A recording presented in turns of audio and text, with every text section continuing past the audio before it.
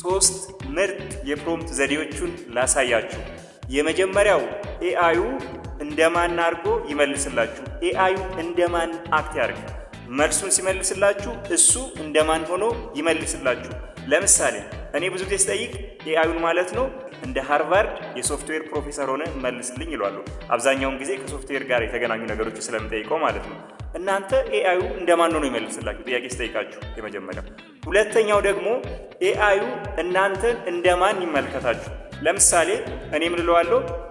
ሶፍትዌር እየተማረ እንዳለ እንደ አንድ የሶስተኛ ዓመት ተማሪ እንዲያየኝ አድርጌ ነው የምጠይቀው። እናንተን እንደማን ይያችሁ ኤአዩ። ሶስተኛ ከየት ያምጣላችሁ መረጃውን? ኤአይ ዊኪፒዲያን አክሰስ ማድረግ ይችላል። ኤአይ ጉግልን አክሰስ ማድረግ ይችላል። ለእናንተ ያንን የፈለጋችሁትን መረጃ ከየት ያምጣላችሁ ኤአዩ። መረጃውን ከየት ማምጣት እንዳለበት መንገር ያለባችሁ እናንተ ናችሁ። የመጨረሻውና አራተኛው ደግሞ ኤአዩ ያንን የሰበሰበውን መረጃ በምን መልክ ይስጣችሁ? በሰንጠረዥ መልክ ይስጣችሁ? በፓራግራፍ መልክ ይስጣችሁ? በፒዲኤፍ መልክ ይስጣችሁ?